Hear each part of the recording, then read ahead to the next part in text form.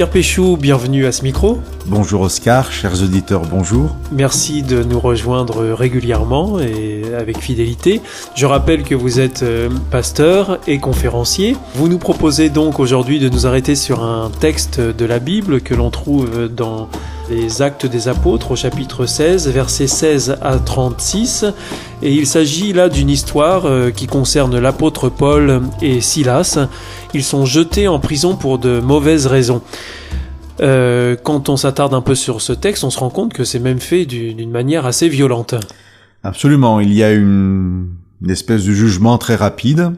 Et je vais vous résumer les versets 22 à 24. Le texte nous dit que les magistrats leur firent arracher les vêtements, demandent à ce qu'on les frappe de coups de bâton. Ils sont roués donc de coups de bâton, on les jette en prison. Et le geôlier va leur mettre des entraves aux pieds. Et alors, dans ces conditions, ils sont en mauvais état, ils sont découragés. Comment est-ce qu'ils réagissent? Comment est-ce qu'on réagit quand on se trouve dans cet état-là? Je ne saurais pas répondre à la question de comment nous ou nos auditeurs réagiraient dans de telles conditions face à ces maltraitances et une forme d'injustice. Ce qui va être intéressant pour nous, c'est la réaction de Paul et Silas. Le texte est intéressant parce que il nous dit que le geôlier les jette dans le cachot central et juste après, au début du verset 26, on nous dit que l'action se passe au milieu de la nuit. Cachot central, milieu de la nuit. Je pense que c'est le symbole des ténèbres profondes. Ils sont au cœur de la prison, ils sont au cœur de la nuit, et moi je vous dis, ils sont au cœur des ténèbres. Je repose la question, quelle va être leur réaction face à cette situation? Eh bien, on risque de nous étonner.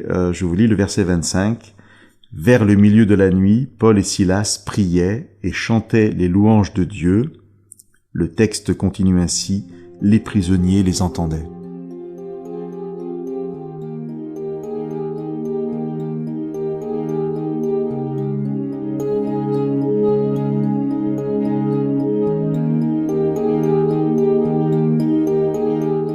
C'est surprenant comme réaction.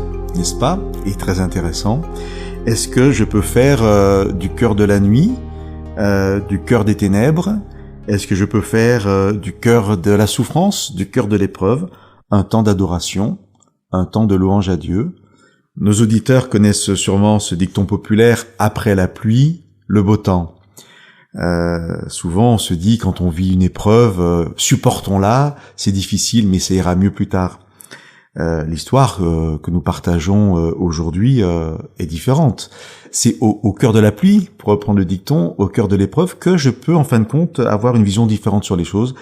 Paul et Silas priaient et chantaient des louanges à Dieu. Ce récit d'emprisonnement est le troisième du livre des Actes. Dans les deux premiers, il y a emprisonnement, il concerne Pierre, et ces deux premiers récits nous parlent d'un miracle, d'une délivrance, et ensuite à chaque fois Pierre va se retrouver dans un temps d'adoration qui fait suite au temps d'emprisonnement. On a un peu l'impression qu'après la pluie, le beau temps. C'est ce qui rend ce troisième récit tellement intéressant. D'abord pour nous-mêmes, c'est un encouragement, je pense, à croire que on peut voir la présence de Dieu au moment de l'épreuve, et que parce que je suis dans l'épreuve, Dieu ne m'a pas forcément abandonné. Sortir de cette idée que si je suis dans l'épreuve, c'est que Dieu m'a abandonné. Paul et Silas n'ont pas du tout cet état d'esprit, et donc peut-être ils n'ont pas l'explication.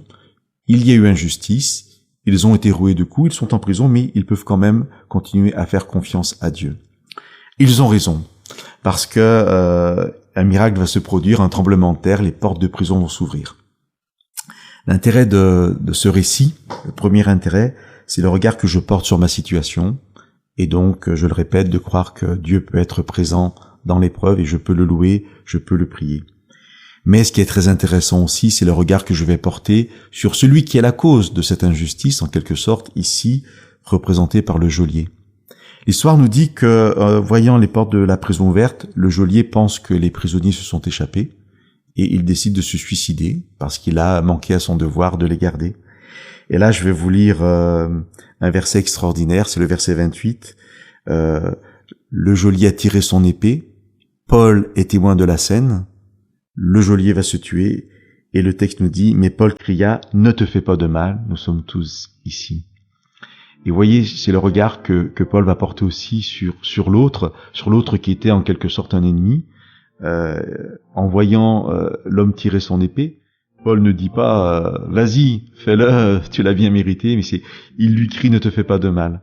Ce texte nous encourage à croire que Dieu est présent dans l'épreuve, mais croire aussi que cette épreuve peut être l'occasion de témoigner, d'avoir un regard positif sur l'autre, de lui témoigner de ce Dieu. L'histoire finit ainsi. Paul va pouvoir parler de Dieu avec ce geôlier, et le texte nous dit que le geôlier va faire monter Paul et ses compagnons chez lui et se réjouir avec toute sa maison d'avoir cru Dieu, puisque la réaction de Paul, le regard de Paul, va amener le geôlier à croire en son Dieu.